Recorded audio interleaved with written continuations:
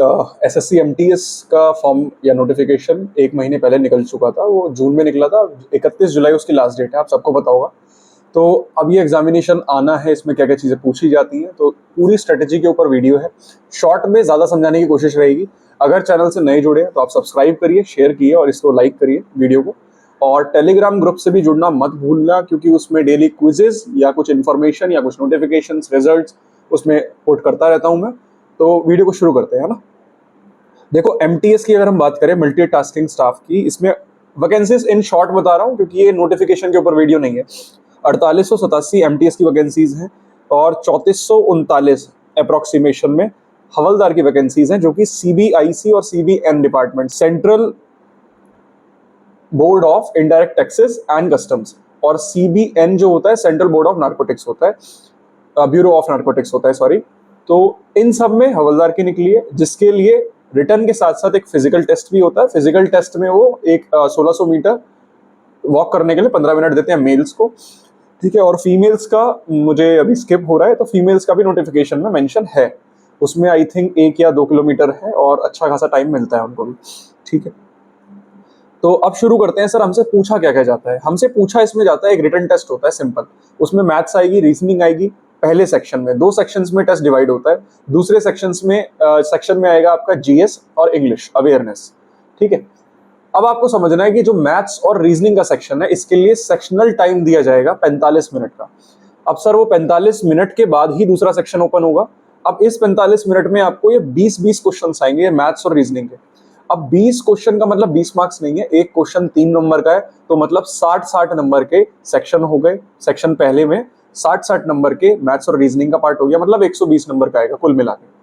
अब सेक्शन दूसरा जो स्टार्ट होगा ना, सेक्शन 2, उसमें यही इंग्लिश के क्वेश्चन 25 हो जाएंगे, जीएस के क्वेश्चन भी 25 हो जाएंगे। जीएस का मतलब जनरल अवेयरनेस, जनरल स्टडीज, ये सब हो गया, करंट अफेयर्स वगैरह, हिस्ट्री, पॉलिटी सब आ गया उसमें।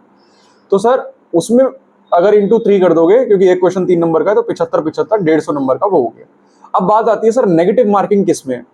रीजनिंग और मैथ्स के लिए, मतलब पहले सेक्शन के लिए कोई नेगेटिव मार्किंग नहीं है, और जो दूसरा सेक्शन है इंग्लिश और जनरल अवेयरनेस, उसके लिए 1 नंबर कटेगा आपका अगर गलत होता है तो, ठीक है, 1 नंबर कट होगा आपका। अब 270 नंबर का पेपर है, 1.5 घंटा मतलब 90 ही मिनट आपको मिलेंगे करने के लिए। तो टाइमिंग नो डाउट कम है, या इतनी भी कम नहीं है, डुएबल है। लेकिन यार, हम तैयारी तो कर लेते हैं, तैयारी करना अलग चीज है और तैयारी को उस 90 मिनट में दिखाना अलग चीज है।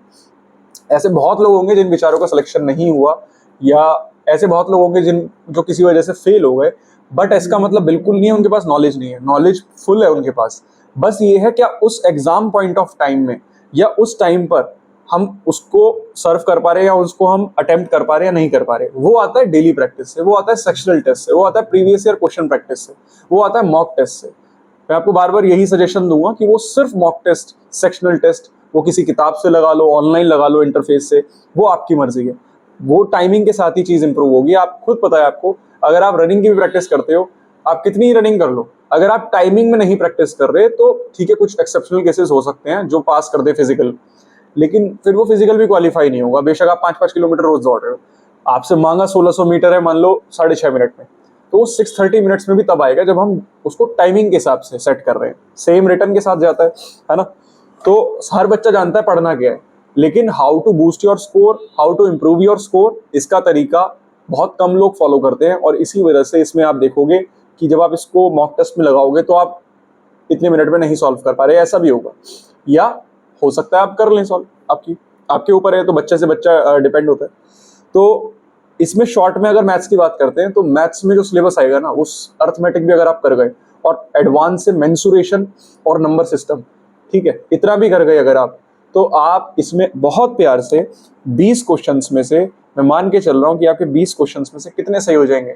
सर, आपके 18 या चलो 17 क्वेश्चन कहीं नहीं गए हैं, 17 क्वेश्चंस कहीं नहीं जा रहे। मैं फिर बोल रहा हूँ आपसे, एक लाइव मॉक टेस्ट मैं आपको खुद लगाकर दिखाऊंगा एमटीएस का ही, जिसमें आपके साथ स्कोर शेयर होगा। उससे जज नहीं करना है कि मेरे कितने आ रहे हैं, वो सिर्फ इसलिए कि आप सब मोटिवेट हो जाए, आप सबको ये दिखे हाँ इस अप्रोच से यहाँ से मुझे ये फायदा मिल सकता है। हो सकता है मैं जैसे लॉजिकल रीजनिंग पढ़ाता हूँ, तो रीजनिंग में फुल आने के चांसेस है, ठीक है।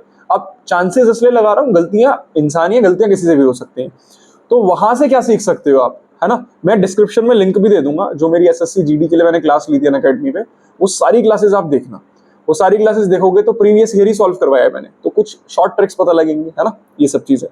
तो मैथ्स के लिए आप पहले कंसेप्ट क्लियर कर लो। बुक लिस्ट के ऊपर अलग से वीडियो लाऊंगा कि कौन सी बुक से लगाओगे ज्यादा फायदा है, बुक्स बहुत है मार्केट में। तो सबसे पहले कंसेप्ट क्लियर कर लो, टाइम बहुत है, अक्टूबर नवंबर में एग्जाम होगा, ठीक है। ऐसे ही रीजनिंग के लिए वो वीडियोस ही आपका इतना काम बना देंगी जो मैं डिस्क्रिप्शन में डालने वाला हूँ कि कहीं जाने की जरूरत नहीं होगी। उसके बाद भी कहीं कोई टॉपिक पे वीडियो चाहिए तो मैं बनाकर डाल दूंगा, कोई इशू नहीं है।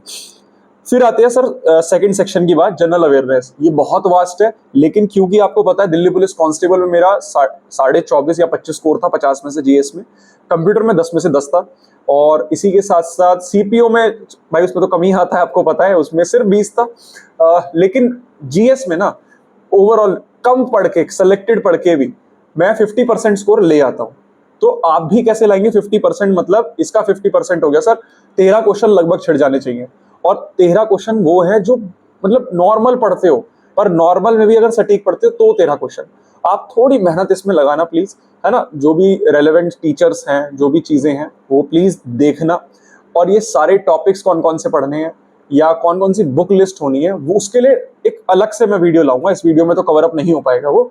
इन शॉर्ट में बस मैं ये बताना चाह रहा हूँ कि आप कर सकते हैं। तो जीएस के लिए लूसेंट के साथ जाना है तो आप लूसेंट के साथ जा सकते हो, ठीक है। और प्रीवियस ईयर पे ज्यादा डिपेंड रहना कि प्रीवियस ईयर हम फोकस करें जीएस के लिए, या कोई भी सेक्शन आप लगा रहे हो, English, GS, maths, reasoning, previous year पे ज्यादा रिलाय होना। बुक्स के नेम मैं अगेन कह रहा हूं कि नेक्स्ट वीडियो में ही बताऊंगा, लेकिन एक आपको स्ट्रेटेजी बता दी कि प्रीवियस ईयर पे ज्यादा रिलाय होना है ना। मैथ्स में कंसेप्ट क्लियर करने हैं, रीजनिंग उन चैप्टर्स के जो चैप्टर नहीं आते, रीजनिंग में भी ऐसे ही करना है। इंग्लिश पे आ जाते हैं। इंग्लिश अगेन ग्रामर के 10 से 12 चैप्टर्स हैं। कोई भी अच्छी स्टैंडर्ड बुक ले लो आप, 3 से 4 बुक्स हैं, उनका जिक्र मैं बाद में करूंगा किसमें क्या फॉल्ट है, किसमें नहीं है फॉल्ट, या कौन जल्दी कवर अप हो पाएगी। तो उसको आप पहले कंप्लीट करो ग्रामर के चैप्टर्स को, फिर आप प्रैक्टिस करो प्रीवियस ईयर से। बस यही करना है, previous year practice, previous year practice, mock test, previous year practice. बस आप देखोगे इस 25 में से, मैं आपको मॉक टेस्ट में ना लाइव ये लाकर भी दिखाऊंगा, इस 25 में से लगभग 20 सवाल आप सही करोगे, मिनिमम 20 से 21 सवाल, ठीक है। यहां से 20 से 21 सवाल हो गए। जीएस में आप 18 प्लस लाएंगे, ठीक है। कुछ रिस्क टेकिंग जो 50-50 वाले होते हैं उसको भी अटेम्प्ट करना है। तो 18 और 20 38 क्वेश्चन। 38 के बाद सर आपके पास ऊपर से 20 में से रीजनिंग में मैं बिल्कुल कटौती नहीं करता, चलो, पर आपके लिए 19 क्वेश्चन, 38 और 19 57 क्वेश्चन हो गए।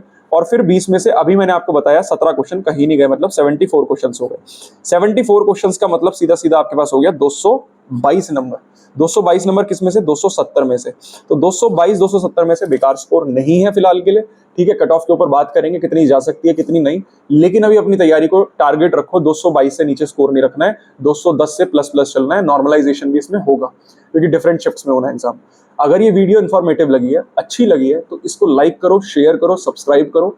आपको बता दिया किस पैटर्न का एग्जामिनेशन आना है, किस तरीके से आपको क्या चीज पे फोकस करना है। बुक लिस्ट की बात नेक्स्ट वीडियो में, लेकिन किस चीज पे फोकस करना है उसको आपने समझ लिया। तो इतना ही कहूंगा इस वीडियो में। तब तक के लिए अपना ध्यान रखो, सेफ रहो, जय हिंद।